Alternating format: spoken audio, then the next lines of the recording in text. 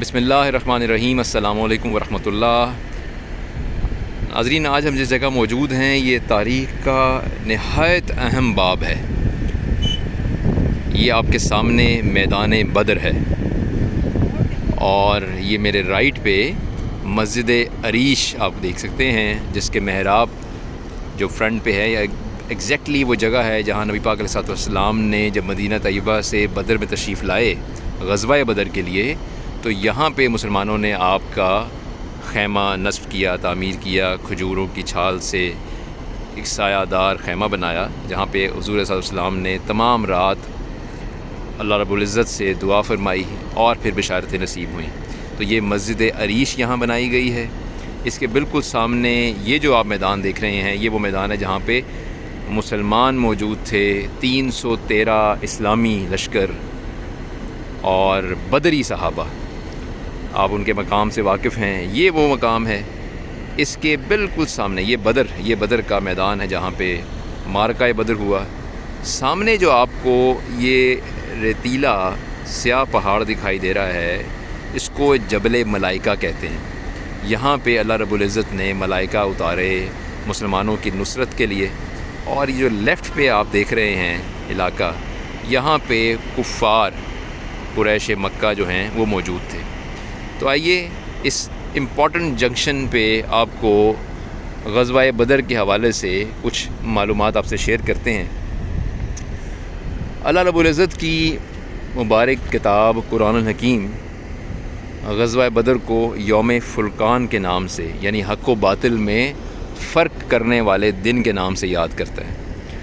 قرآن کریم کی 8ویں سورہ انفال میں جا بجا آپ کو غزوہ بدر کے حوالے سے آیات ملیں گی۔ اللہ رب العزت نے یوم فرقان بھی سورہ انفال میں غزوہ بدر کے دن کو یوم بدر کو کہا۔ یہ 17 رمضان المبارک 2 ہجری کا واقعہ ہے اور یہ تقریباً 13 مارچ 624 عیسوی بنے گی، یعنی تقریباً 2000 سال مکمل ہو چکے ہیں، 1400 سال مکمل ہو چکے ہیں۔ اور اسلامی حوالے سے تو کیونکہ 2 ہجری کا واقعہ ہے تو تقریباً 1450 سال ہونے والے ہیں۔ اور آپ جانتے ہیں کہ چاند کے اعتبار سے جو ہے ہر سال 10 دن پیچھے آتا ہے۔ عیسوی سال تو 365 کا ہی رہتا ہے، یا لیپ ایئر میں 66 کا ہو جاتا ہے۔ اس کے علاوہ جو اسلامی سال ہے وہ 10 دن چھوٹا ہے۔ اب ہوا یہ، ذہن میں سوال یہ آتا ہے کہ یہ معرکہ بدر پیش کیوں آیا؟ تو اس کی 4 بڑی وجوہات ہیں۔ سب سے پہلے تو یہ کہ آپ جانتے ہیں کہ کفار مکہ نے کس قدر اسلام کی اشاعت میں مکہ میں موجودگی کے دوران نبی پاک علیہ السلام اور آپ کے اصحاب کے لیے دقتیں کھڑی کیں، اور وہ 13 سالہ جو مکی دور ہے وہ مصائب و علام سے بھرا ہے۔ اور اس کے بعد اللہ رب العزت کے حکم پر نبی پاک علیہ السلام نے اور اصحاب رسول نے مدینہ طیبہ کی جانب، یثرب کی جانب، جس کا نام حضور علیہ السلام نے مدینہ طیبہ رکھا، آپ نے ہجرت فرمائی۔ اور اس کے بعد بھی کفار مکہ جو ہیں وہ کوئی موقع جانے نہیں دیتے تھے مسلمانوں کو اذیت پہنچانے کا۔ مثال کے طور پر یہ بڑا مشہور واقعہ ہے کہ جو شام کا جو روٹ ہے، یہ اب اس وقت ہم میدان میں آ گئے ہیں جی، یہ وہ تاریخی اور انتہائی اہمیت کا اسلامی ہسٹری میں مقام ہے جہاں پہ یوم فرقان، یوم بدر میں مسلمانوں اور کفار کے مابین معرکہ ہوا۔ یہ ہم اس مبارک میدان میں آ گئے ہیں جہاں نبی صلی اللہ علیہ وسلم نے اور اصحاب رسول نے قدم رکھا، اور یہاں پہ کفار مکہ جو ہیں ان میں سے 70 جہنم واصل ہوئے، 70 زخمی جو ہیں وہ قیدی ہوئے، اور بہت سارے سینکڑوں تو لوٹ گئے، اور 14 مسلمان جو ہیں وہ انہوں نے شہادت اختیار کی۔ 13 اسی میدان میں شہادت اختیار کی، جن کا پاس ہی مزار ہے، ہم آپ کو بھی دکھائیں گے۔ اور ایک جو ہیں حضرت عبیدہ بن حارث، آپ واپسی پہ شہید ہوئے، تو آپ کا وہاں پہ مزار ہے۔ اذان کا ویٹ کرتے ہیں، پھر میں کنٹینیو کرتا ہوں۔ جی، تو میں عرض کر رہا تھا، آپ کو کچھ ہسٹری بتاتے ہیں سب سے پہلا تو یہ کہ جو شام کا تجارتی روٹ ہے مکہ سے شام کا، مدینہ طیبہ اور بدر کا یہ جو مقام ہے یہ اس کے بہت قریب ہے، رستہ پڑتا ہے۔ اگر آپ میپ دیکھیں گے تو یعنی یہ جو مشہور بات ہے کہ کیونکہ کفار مکہ مسلمانوں کو اپنے دین کا مرتد سمجھتے تھے اور انہیں عبرتناک شکست دینا چاہتے تھے، انہیں ان کے انجام تک پہنچانا چاہتے تھے، تو انہوں نے آپس میں مشورہ کر کے یہ طے کیا کہ اب کی بار جو شام قافلہ جائے گا اس کا جتنا تجارتی منافع ہوگا وہ تمام مسلمانوں کے خلاف جنگ میں استعمال ہوگا۔ اسی لیے ابو سفیان کو اس تجارتی قافلے کا سربراہ بنایا گیا، اور یہاں تک کہ مکہ کی عورتوں نے اپنے زیور تک بھی اس تجارتی قافلے کے نام کیے کہ اس میں سب زیادہ سے زیادہ منافع ہو اور ہم مسلمانوں کے خلاف جنگ کر سکیں۔ یہ خبر بھی جناب رسالت مآب علیہ السلام کو مدینہ طیبہ پہنچی۔ یہ ایک بڑی وجہ ہے اس جنگ کی۔ دوسری، جو اشاعت دین میں وہ رکاوٹ کرتے تھے اس کی مختلف شکلیں ہیں۔ مثال کے طور پر آپ کو یاد ہوگا کہ قرظ بن جابر جو ہیں، یہ مکی سردار ہے، جو شرارتیں کرنے سے باز نہیں آتے تھے، یہاں تک کہ مدینہ طیبہ کے قریب آ کے اور وہاں پہ مدینے والوں کے مویشی انہوں نے چرائے، اور اس میں جناب رسالت مآب علیہ السلام کے مویشی بھی کہا جاتا ہے کہ شامل تھے۔ اہل مدینہ نے ان کا پیچھا کیا لیکن وہ دوڑ گئے، تو اس طرح کی ان کو ان کے مال و اسباب کو چوری کرنا، ان کو ایذا پہنچانا، جس جگہ پہ اسلام کی تبلیغ کے لیے جائیں وہاں سے انہیں روکنا، جو مغرب میں اور جنوب میں جن علاقوں میں مسلمان جا کے تبلیغ کرتے تھے وہاں کے سرداروں سے بعد ازاں ملنا اور ان کو اسلام سے باز رکھنا، اس طرح کے مختلف عوامل جو ہے وہ کرتے رہتے تھے جو مشرکین مکہ ہیں۔ تو یہ تمام اس کا پس منظر ہے۔ تو حضور صلی اللہ علیہ وسلم نے ایک دفعہ تقریباً 10-12 اصحاب رسول کو بھجوایا جناب عبداللہ کی قیادت میں کہ اس روٹ پہ جائیے اور جا کے دیکھیے کہ یہ مکہ کے تجارتی قافلوں کی کیا صورتحال ہے۔ اور ہوا یہ کہ جب ان کی مد بھیڑ ہوئی مکہ کے تجارتی قافلے، مشرکین کے تجارتی قافلے کے ساتھ، تو لڑائی ہو گئی۔ حضور صلی اللہ علیہ وسلم کا حکم یہ نہیں تھا، لیکن آپس میں مدبھیڑ ہو گئی اور لڑائی ہو گئی، اور اس لڑائی کا نتیجہ یہ ہوا کہ عمر الخرزمی جو ہے وہ قتل ہو گیا مسلمانوں کے ہاتھوں، اور 2 جو مزید مشرکین مکہ کے لوگ ہیں وہ قیدی بھی ہو گئے۔ اور جب ان کو مدینہ لایا گیا تو جناب رسالت مآب علیہ السلام نے اس عمل کو پسند نہیں فرمایا، قیدیوں کو رہا کر دیا، اور عمر جو قتل ہوا تھا اس کا خون بہا بھی ادا کر دیا۔ لیکن جب یہ خبر پہنچی مکے میں تو آپ کو معلوم ہے کہ مشرکین مکہ تو پہلے ہی مسلمانوں کے خون کے پیاسے تھے، ان کو ایک اور بہانہ مل گیا، اور انہوں نے کہا کہ نہیں، اب ہم جنگ کریں گے، عمر کا بدلہ بھی لیں گے اور مسلمانوں کو عبرتناک شکست دیں گے اور ان کو ان کا انجام تک پہنچائیں گے، نعوذ باللہ۔ تو وہ جو قافلہ تھا جو پہلے ہی اس مقصد کے لیے روانہ ہوا تھا، تجارتی قافلہ، اس کے ساتھ ساتھ انہوں نے یہ بہانہ بنایا کہ اس قتل کا بھی ہم بدلہ لیں گے۔ اور پھر اس کے بعد تیاریاں شروع ہو گئیں، زور و شور سے مال و زر اکٹھا کیا گیا، اور تقریباً 1000 سے زائد کا لشکر اکٹھا کیا گیا۔ اس میں 100 گھوڑے تھے، 170 سے زیادہ اونٹ تھے، جو فوج ہے پیادہ وہ آئینی لباس انہوں نے پہن رکھے تھے، اور تمام جو جنگی ساز و سامان ہے اس سے لیس تھے۔ جبکہ دوسری جانب مسلمانوں کا تو لڑنے کا کوئی ارادہ نہیں تھا، اور ان کا میکسیمم ارادہ یہ تھا کہ ہم تجارتی قافلہ ہے جو ابو سفیان کا، اس کا راہ ضرور روکیں، کیونکہ اس کا جو مال مکے پہنچے گا وہ ہمارے خلاف استعمال ہوگا۔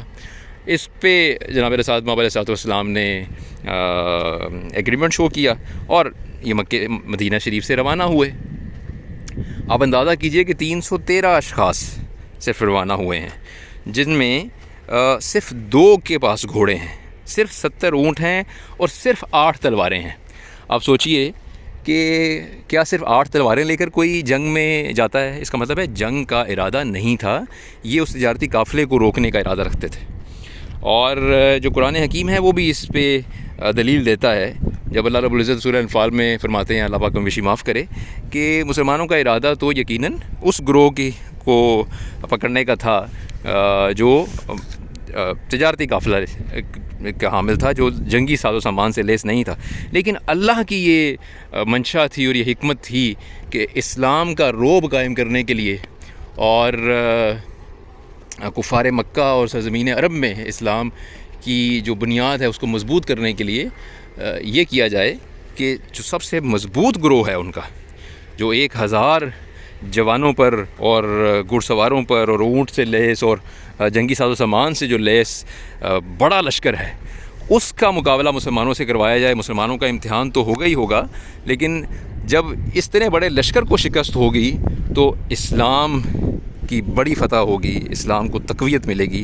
یہ اللہ رب العزت کی منشا تھی۔ تو ایک اور بڑی امپورٹنٹ بات ہے کہ آپ جانتے ہیں کہ مسلمانوں کی نہ جنگی سامان تھا ان کے پاس، نہ وہ اس کے لیے تیار تھے، اور پھر یہ ان کا لیے پہلا موقع ہے۔ آپ جانتے ہیں یہ پہلا معرکہ ہے جو مسلمانوں نے لڑا ہے، تو اس کے لیے تیاری بڑی امپورٹنٹ تھی۔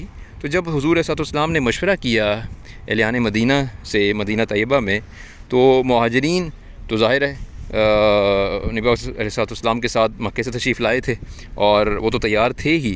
حضور جاننا چاہتے تھے کہ انصار مدینہ کا کیا موڈ ہے، وہ کیا سمجھتے ہیں، کیا وہ اس جنگ کے لیے، اس قربانی کے لیے تیار ہوں گے؟ یقیناً ایک سخت مرحلہ درپیش ہے۔ تو آپ قربان جائیں ہم انصار مدینہ پہ بھی، خاص طور پہ 2 اشخاص جن کا ذکر آتا ہے، میں ضرور ان کا نام لوں گا۔ جناب سعد بن عبادہ ہیں۔ آپ نے کیا فرمایا؟ آپ نے فرمایا کہ یا رسول اللہ صلی اللہ علیہ وسلم، ہمیں محسوس ہوتا ہے کہ آپ کا رخ انور ہماری جانب ہے۔ حضور نے فرمایا جی ہاں، آپ کا کیا مشورہ ہے اس جنگ کے حوالے سے؟ تو انہوں نے عرض کی کہ یا رسول اللہ صلی اللہ علیہ وسلم، ہم آپ پر ایمان لائے ہیں، آپ پر اترنے والی کتاب پر ایمان لائے ہیں، آپ حق پر ہیں اور ہم آپ کے ساتھ ہیں۔ آپ اگر ہمیں حکم کریں گے تو ہم سمندر میں کود جائیں گے اور ہم میں سے کوئی ایک بھی نہیں بچے گا جو آپ کے حکم پر عمل نہ کرے، ہم سب آپ پہ قربان۔ اسی طرح جناب مقداد، حضرت مقداد رضی اللہ تعالیٰ عنہ، آپ نے فرمایا کہ یا رسول اللہ صلی اللہ علیہ وسلم، ہم قوم موسیٰ میں سے نہیں ہیں جس نے یہ کہہ دیا تھا کہ جاؤ موسیٰ تم اور تمہارا خدا لڑے، ہم نہیں لڑیں گے۔ میں نے کہا ہم ایسے نہیں ہیں، ہم یا رسول اللہ صلی اللہ علیہ وسلم آپ کے آگے، آپ کے پیچھے، آپ کے دائیں، آپ کے بائیں، ہم آپ کے ساتھ جو ہے وہ لڑیں گے انشاءاللہ۔ تو یہ وہ جذبہ تھا، یہ وہ شوق جہاد اور شوق شہادت تھا جو مسلمانوں میں خاص طور پہ نبی علیہ السلام کی موجودگی میں موجود تھا۔ اور یہ وہ منظر ہے کہ اس کو لے کے 313 اشخاص 2 گھوڑوں اور 70 اونٹوں اور صرف 8 تلواروں کے ساتھ اپنے گھر سے روانہ ہو گئے۔ اور جس طرح میں نے عرض کیا کہ اللہ رب العزت کی منشا یہ تھی کہ ان کو توانا اور بڑے لشکر سے ان کا سامنا ہو اور اسلام کا رعب قائم ہو۔ تو جناب جنگ کا آغاز ہوتا ہے، بلکہ اس سے پہلے آپ سے عرض کروں کہ یہ جو سامنے آپ کو جگہ نظر آ رہی ہے جہاں پہ مسجد عریش ہے، اس کے بالکل محراب کے مقام پر حضور صلی اللہ علیہ وسلم کا خیمہ نصب کیا گیا، اور اس کے ساتھ ہی مسلمانوں نے اپنا جو صفیں ہیں وہ باندھی۔ حضور صلی اللہ علیہ وسلم نے دعائیں کی ساری رات، یہ 17 رمضان کی رات ہے، اور اللہ رب العزت سے یہ عرض کی کہ یا باری تعالیٰ، یہ 313 وہ ہیں کہ اگر یہ نہ بچے تو اس سرزمین پر، اس زمین پر، ارض پر تیرا نام لینے والا کوئی نہ ہوگا۔ تو یہ اتنی تمام طویل رات اور طویل سجدے اور طویل دعائیں تھیں کہ اللہ رب العزت نے رات کو ہی حضور علیہ السلام کو بشارت عطا فرما دی فتح کی۔ اور جب صبح ہوتی ہے تو حضور علیہ السلام نے ایک سٹک لی اور اس میدان کا دورہ کیا، اور اصحاب رسول بتاتے ہیں کہ آپ نے 70 مقامات پر نشانات لگائے اور ساتھ میں نام بتائے کہ یہ وہ مقام ہے جہاں ابو جہل واصل جہنم ہوگا، یہ وہ مقام ہیں جہاں عتبہ، جہاں شیبہ، جہاں ولید، جہاں امیہ بن خلف۔ اور یہ 70 اشخاص کے حوالے سے یہ جو مشرکین مکہ کے مغرور سردار تھے ان کے ناموں کے ساتھ ان کا مقام متعین کیا۔ اور اصحاب رسول بتاتے ہیں کہ جب فتح بدر ہو گئی تو اس کے بعد ہم نے دیکھا کہ عین ہی وہ مقامات تھے، نہ 1 انچ آگے نہ 1 انچ پیچھے، جہاں پہ رسالت مآب علیہ السلام نے حکم فرمایا تھا، پہلے ہی عرض کر دیا تھا، فرما دیا تھا اللہ رب العزت کے بتائے ہوئے علم کے مطابق، بالکل انہی مقامات پر مشرکین مکہ واصل جہنم ہوئے۔ تو یہ بڑی ایک امپورٹنٹ بات ہے، حضور صلی اللہ علیہ وسلم تشریف لائے یہ وہ مبارک مقام ہے جہاں ہم اس وقت چل رہے ہیں، آپ جس کا زیارت کر رہے ہیں. یہاں پہ میرے آقا حضور علیہ الصلوۃ والسلام خود تشریف لائے ہیں. یہ وہ تاریخی مقام ہے، یہ وہ مبارک مقام ہے. اس کے بعد دو اور خاص کرم اللہ رب العزت نے کیے. ایک تو یہ کہ یہ جو مقام جہاں مسلمان جہاں پہ خیمہ زن ہوئے، جہاں پہ اپنی صفیں باندھی، یہ وہ جگہ ہے جہاں پہ پانی کی کمی تھی اور تھوڑا سا ریتیلا علاقہ تھا، نرم.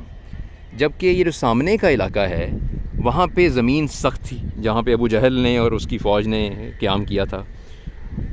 تو اللہ رب العزت نے دو بڑے کرم کیے. ایک تو یہ کیا کہ رات کو بارش عطا کی. اس باران رحمت سے نہ صرف مسلمانوں کے پاس پانی کا ذخیرہ ہوا، اس کے ساتھ ساتھ وہ جو زمین ہے وہ بھی مضبوط ہو گئی اور ہمارے قدم مضبوط ہو گئے مسلمانوں کے.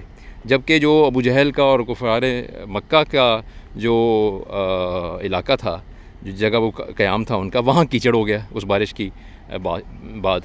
دوسرا کرم اللہ رب العزت نے یہ کیا کہ مسلمانوں کو ایک غنودگی عطا کی، اور وہ جو اسی آپ پاور نیپ کہہ لیں کہ اس غنودگی سے ان کی تھکاوٹ دور ہوئی اور ان کے ایمان میں تقویت ملی اور ایک آسائش اللہ رب العزت نے ان کو عطا کی. یہ ان کا ذکر جو ہے وہ قرآن حکیم میں بھی سورہ انفال میں آتا ہے، آپ پڑھ سکتے ہیں. تو یہ ہوا جناب والا. اور اس کے بعد ہم ذکر کرتے ہیں جنگ کے آغاز کا.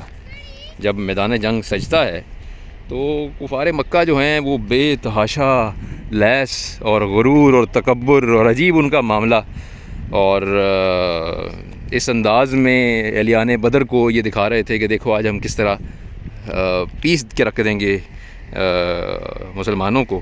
جبکہ مسلمانوں کا آپ کو علم ہے کہ نبی پاک صلی اللہ علیہ وسلم کی قیادت میں صرف 8 تلواروں کے ساتھ چھوٹی سی ایک فوج، 313 جن میں بچے بھی ہیں، یعنی 9 عمر نوجوان ہیں، جیسے حضرت معاذ معوذ کے ذکر ہوتا ہے اور دیگر کا، اور بالکل قسم پرسی کی حالت ہے، لیکن ایمان ہے اللہ کی ذات پر. تو سب سے پہلے ہوا کیا کہ کفار سے عمر الحضرمی جو ہیں جو قتل ہوا تھا مدینے والوں سے، ان کا بھائی عامر جو ہے، اس کا بھائی عامر سامنے آیا بدلے کی نیت سے، اور اس نے کہا کہ میں بھائی کا بدلہ لوں گا. تو جناب عمر بن خطاب رضی اللہ تعالیٰ عنہ کا غلام آگے بڑھا اور ایک ہی جست میں عامر کا کلا کما کیا، اس کو جہنم واصل کیا. تو وہ تو اپنے انجام کو پہنچا. اس کے بعد جو روایت تھی عرب، اس کے مطابق دو بدو جنگ ہونی تھی. تو کفار مکہ کی جانب سے عتبہ، شیبہ اور ولید، یہ 3 سردار آگے بڑھے. مسلمانوں کی جانب سے نبی پاک صلی اللہ علیہ وسلم کے حکم پر 3 انصار صحابہ جو ہیں وہ آگے بڑھے. چہرے ڈھکے تھے. تو مشرکین مکہ نے پوچھا کہ تم کون ہو؟ انہوں نے بتایا کہ ہم انصار مدینہ ہیں. تو غرور کا یہ عالم تھا کہ کفار مکہ نے کہا کہ ہم عرب چرواہوں سے نہیں لڑیں گے، یہ چرواہوں کو ہمارے آگے سے ہٹاؤ اور ہمارے مقابلے کے، ہماری برابری کے لوگ بھیجو. تو رسالت مآب علیہ السلام نے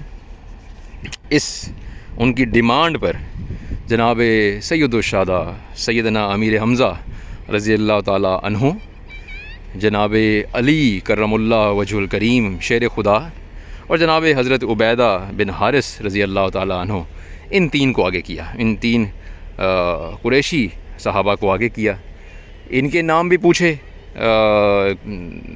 قریش مکہ نے، کیونکہ چہرے ڈھپے تھے. انہوں نے جب بتایا تو انہوں نے کہا ہاں تم ہمارے مقابلے کے ہو، ہمارے خاندان کے ہو، ہم تم سے مقابلہ کریں گے.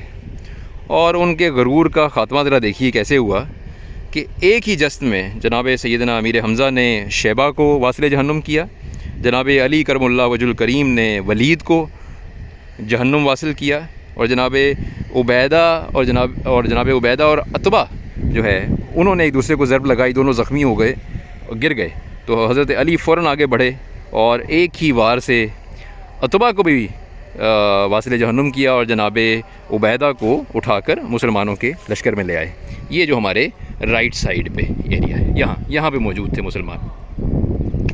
اس کے بعد جب دیکھا کفار مکہ نے کہ ہمارے 3 بڑے سردار جو ہیں وہ 2 منٹ میں جہنم واصل ہو گئے ہیں، تو وہ بڑی تیزی سے آگے بڑھے اور انہوں نے یکدم حملہ کر دیا کہ ہم اپنی کثرت سے مسلمانوں کو دباتے ہیں۔ اللہ رب العزت نے ہمت عطا کی، مسلمانوں نے ان کا مقابلہ کیا، اور پھر خاص طور پہ یہ سامنے جبل ملائکہ دیکھیے، اللہ نے جو وعدہ فرمایا تھا اس کے عین مطابق اللہ نے فرشتے اتارے مسلمانوں کی نصرت کے لیے۔ ہزار کا گروہ، کہتے ہیں کہ پہلے 1000، پھر وہ 3000 ہوئے، اور پھر وہ 2000 اور کے ساتھ 5000 تک فرشتوں کا ذکر آتا ہے، واللہ عالم بالصواب۔ اور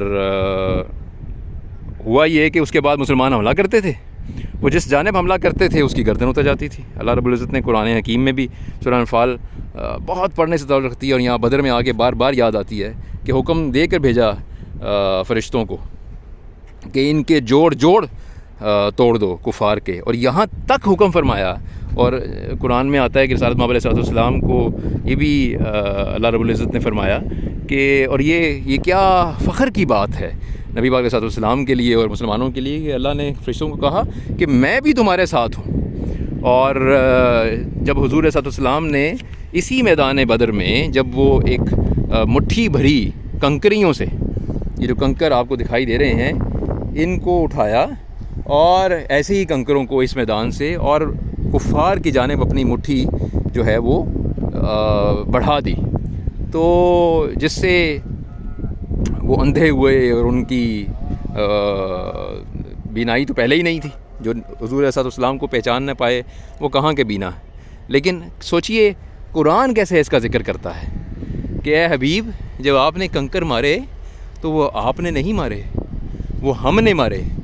تو یہ اللہ رب العزت اس خوبصورتی اور اس کمال کرم کے ساتھ اس میدان کا، اور اس میں رسالت مآب علیہ السلام کا اور آپ کے احباب کا ذکر فرماتا ہے، اور فخر کے ساتھ کہ اللہ خود اس میدان میں موجود ہے، اور وہ یہ تمام کام جو ہے وہ خود ماشاءاللہ مسلمانوں کی نصرت کے لیے کر رہا ہے، اور اس کے فرشتے یہ کر رہے ہیں۔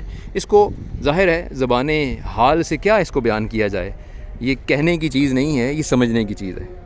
بہرحال اسی طرح ایک بہت دلچسپ واقعہ ہے، یہ سامنے جو ڈھیری ہے، یہ اس کو منسوب کیا جاتا ہے، ہم وثوق سے تو نہیں کہہ سکتے، کہ ابو جہل جو ہے وہ بدبخت یہاں جہنم واصل ہوا تھا۔ وہ بڑا خوبصورت واقعہ ہے، دو بالکل نوجوان بچے جناب معاذ اور معوذ، جی جناب اس کا ہم ذکر کر رہے ہیں، جناب معاذ اور معوذ، وہ آگے بڑھے، انہوں نے جناب عبد الرحمن بن عوف سے پوچھا، چچا کیا آپ پہچانتے ہیں ابو جہل کو؟ ہم نے سنا ہے کہ وہ رسالت مآب علیہ السلام کو گالیاں بکتا ہے اور اس نے بڑا ایذا پہنچایا ہے۔ تو اتفاق سے ابو جہل جو ہے وہ سامنے سے گزرا ہے، تو جناب عبد الرحمن بن عوف نے اشارہ کیا کہ یہ ابو جہل ہے، اور وہ قربان جائیں ان دونوں نوجوانوں پہ، حضرت معاذ اور معوذ، اور معاذ بھی دو ہیں، انہوں نے آگے بڑھے اور انہوں نے حملہ کیا اس کی ٹانگ پر۔ وہ گھوڑے پہ تھا، یہ پیدل تھے اور ابو جہل گھوڑے پہ تھا، اس کی ٹانگ پہ ہم ایک وار ہوا، ایک گھوڑے پہ وار ہوا، گھوڑا بھی گر گیا اور ابو جہل بھی گر گیا۔ اکرمہ بن ابو جہل جو ہے وہ آگے بڑھا اپنے والد کو بچانے کے لیے، لیکن اور اس کے وار سے جناب جو معاذ اور معوذ ہیں ان میں سے ایک کا بازو بھی کٹ گیا، اور انہوں نے کمال بہادری سے اپنے ہی پیر رکھ کے اس کو الگ کیا کہ یہ میری راہ میں رکاوٹ نہ بنے، اور دوسرے ہاتھ سے وار کیا ابو جہل پہ، اور یہاں پہ اس مقام پر اس بدبخت، اس لعین اسلام دشمن ابو جہل کو واصل جہنم کیا۔ اور یہ اللہ ان کے درجات بلند فرمائے، شہداء کے درجات بلند فرمائے، جنہوں نے کمال بہادری کا مظاہرہ کرتے ہوئے مشرکین مکہ کو جہنم واصل کیا۔ اور اسی طرح جناب بلال پر ظلم کرنے والا امیہ بن خلف، وہ بھی اسی میدان بدر میں جہنم واصل ہوا۔ یہ وہ مبارک مقام ہے جہاں پہ 70 جو کفار مکہ ہیں وہ جہنم واصل ہوئے، 70 ہی جو ہیں وہ قیدی بنائے گئے، اور شیر خدا جناب علی کرم اللہ وجہ الکریم پہ قربان جائیے اور ان کی شجاعت کی داد دیجیے کہ ان 70 قتل ہونے والوں میں سے 36 کو اکیلے جناب علی نے جہنم واصل کیا ہے۔ یہ اللہ نے شان عطا کی جناب مولا علی کرم اللہ وجہ الکریم کو، اور 70 میں سے 36 کو آپ نے قتل کیا۔ سبحان اللہ۔ اسی طرح مسلمان جو ہیں وہ داد شجاعت دیتے ہوئے 13 مسلمان اس مقام پر ہی میدان بدر میں شہید ہوئے۔ آپ کا ابھی ہم کچھ دیر میں آپ کو ان کی شہادت گاہ دکھاتے ہیں جو قبرستان ہے مسلمانوں کا۔ اسی طرح جو ایک صحابی رسول ہیں جناب عبیدہ بن حارث، آپ زخمی ہوئے تھے، جس طرح میں نے آپ کو پہلے عرض کیا۔ آپ کی یہاں شہادت نہیں ہوئی، آپ واپس مدینہ طیبہ جاتے ہوئے فتح بدر کے بعد آپ کی رستے میں وہ مقام بھی ہم آپ کو دکھائیں گے، وہاں پہ آپ کی شہادت ہوئی۔ اس سے پہلے آپ نے رسالت مآب علیہ السلام سے ایک مکالمہ کیا کہ یا رسول اللہ صلی اللہ علیہ وسلم، میری حالت آپ کے سامنے ہے، اللہ پاک کو معاف کرے، میری حالت آپ کے سامنے ہے، تو اگر میں شہید ہو جاتا ہوں یا میں فوت ہو جاتا ہوں، جان آفری کی سپرد کرتا ہوں، تو کیا میں شہدائے بدر میں شمار ہوں گا؟ تو حضور علیہ السلام نے کمال شفقت کا مظاہرہ کیا کہ عبیدہ، آپ کے 2 درجات ہوں گے، ایک غازی کہ آپ بدر کے غازی بھی ہیں، اور دوسرا شہید، آپ بدر کے شہید بھی ہیں۔ اس کے بعد ان کی وہاں شہادت ہوئی اور آپ کا مزار وہاں پہ موجود ہے، آپ کو وہاں دفن کیا مسلمانوں نے۔ تو یہ ہم میدان بدر میں موجود ہیں جناب، اور میں چاہتا ہوں کہ یہاں پہ اس مبارک مقام پر وہ 14 شہدائے بدر، ان کے مبارک نام بھی ضرور ہم شیئر کریں اور ان کو ٹریبیوٹ پیش کریں، ان کو سلام پیش کریں، ان کی قربانی کو سلام پیش کریں، اور ان بدری صحابہ سب کو 313 جو ہیں ہمارے سر کا تاج، ان کو ٹریبیوٹ پیش کریں۔ جو شہداء ہیں وہ ہیں، ان میں جناب مجبہ بن صالح، جناب عبیدہ بن حارث، جناب عمیر بن ابی وقاص، جناب عاقل بن بکیر، جناب عمیر بن عبد عمر کریں گے، جناب عوف بن افرا، جناب معوذ بن افرا، 2 بھائی ہیں، جناب حارث بن سراقہ، جناب یزید بن حارث، عمیر بن حمام، جناب رافع بن مولا، جناب عمار بن زیادہ، سعد بن خیسمہ، اور جناب مبشر بن عبد منظر۔ یہ 14 اصحاب رسول رضوان اللہ اجمعین ہیں جو شہدائے بدر ہیں، اور اسلام کا یہ پہلا معرکہ جس میں رسالت مآب علیہ السلام نے اس غزوہ میں خود شرکت فرمائی، خود لیڈ کیا، اللہ رب العزت نے کمال کرم کیا، خود نصرت فرمائی، فرشتوں کے ذریعے نصرت فرمائی، رسالت مآب علیہ السلام کو جو خوشی کی خبر ہے وہ پہلے عطا فرما دی۔ آپ نے مسلمانوں کو بتا دیا کہ ہم فتح یاب ہوں گے انشاءاللہ، اور کفار کہاں کہاں گریں گے، اور یہ وہ جنگ ہے، یہ وہ غزوہ ہے جس کے بعد مسلمانوں کی قوت میں بے تحاشا اضافہ ہوا، اور دور دور تک ان کا چرچا ہوا، اور یہ بات ازر من الشمس ہو گئی کہ یہ حق پر ہیں، رب ان کے ساتھ ہے، یہ توانا فوج ہے۔ اگر 313 1000 سے زائد کے جری فوج کو شکست دے سکتی ہے تو یقیناً ان میں کچھ ہے، کوئی دم خم ہے۔ اور جو اگلی جو غزوات ہیں، احد ہے، خندق ہے، اور دیگر، وہ بھی جو کفار مکہ نے بدر کے بدلہ لینے کے لیے ہی بپا کیے، اور اللہ رب العزت نے اپنا خاص کرم کیا، اور اس کے بعد یہ تاریخ ہے کہ اسلام کس طرح پھیلا، کس طرح حجاز، اور اس کے بعد سرزمین عرب، اور اس کے بعد مشرق سے مغرب، شمال سے جنوب تک اسلام کا جھنڈا کس طرح مسلمانوں نے، اصحاب رسول نے، اور بعد میں آنے والے مسلمانوں نے بلند کیا۔ اللہ رب العزت اسلام کو تقویت بخشے۔ اس بدر کے مقام پر ہم دعا گو ہیں، اس مسجد عریش جہاں پہ رسالت مآب علیہ السلام کا خیمہ تھا، اس کے سامنے ہم دعا کرتے ہیں کہ اللہ رب العزت ایک بار پھر مسلمانوں کو وہی قوت عطا کرے، رسالت مآب علیہ السلام کے قدموں سے لگنے والی خاک کے صدقے وہ قوت عطا کرے اور نصرت کرے مسلمانوں کی، ان کو اتفاق و اتحاد عطا کرے، اور جو مشرکین اور جو دشمنان اسلام ہیں ان کو نیست و نابود کرے، مسلمانوں کو فتح دے۔ آج کل آپ جانتے ہیں کہ فلسطین ارض مقدس میں ایک بار پھر اسرائیل کا جبر اور ظلم اہلِ فلسطین پر بہت بری طرح سے جاری ہے، اور اللہ رب العزت مسلمانوں کو اتنی توفیق، ہمت، حوصلہ دے کہ وہ اسرائیل کا ہاتھ بڑھ کر روک سکیں، اور اتفاق اللہ پاک عطا فرمائے۔ ہماری یہ دعا ہے، اللہ رب العزت ہمیں ایمان کے ساتھ زندہ رکھے، اور سعادت والی زندگی کے ساتھ شہادت والی رخصت عطا کرے۔ ہم آپ کے لیے دعا گو ہیں، آپ بھی ہمیں دعاؤں میں یاد رکھیے۔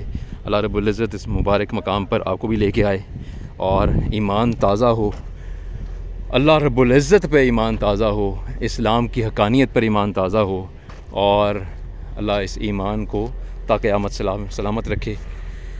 والسلام علیکم ورحمۃ اللہ وبرکاتہ۔